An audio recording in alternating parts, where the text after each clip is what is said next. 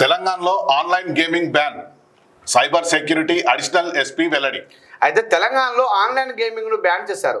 Betting apps కారణంగా ఆ ప్రాణాలు కోల్పోయిన వారి సంఖ్యపై సరైన క్లారిటీ లేదని cyber security bureau additional SP Prasad అన్నారు. అయితే 2017 గేమింగ్ యాక్ట్ ప్రకారం తెలంగాణలో ఆన్లైన్ గేమింగ్ బ్యాన్ అయింది. మొత్తం 108 ఇల్లీగల్ యూఆర్ఎస్లను బ్లాక్ చేశాం. చైనీస్ యూఆర్ఎస్లను ఫాలో కాకుండా అనేక ఇల్లీగల్ పంపుతున్నారు. ప్రజలకు తమ మొబైల్ ద్వారా వచ్చే పాపప్స్ పైన సైబర్ క్రైమ్కు ఫిర్యాదు చేస్తే వాటిని బ్లాక్ చేస్తామన్నారు. వేరు ప్రాంతాల నుంచి ఫేక్ జీపీఎస్ ద్వారా జియో ఫెన్సింగ్ యాక్సెస్ జరుగుతుంది.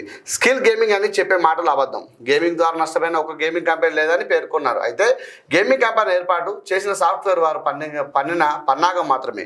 స్కిల్ గేమ్ ఆన్లైన్ గేమ్స్ దూరంగా ఉండాలని cyber security bureau additional SP Prasad సూచించారు. స్కిల్ గేమ్ నాన్ స్కిల్ గేమ్స్తో సంబంధం లేదు. ప్రతి గేమ్ వల్ల నష్టాలు ఉన్నాయి. Skill game non skill games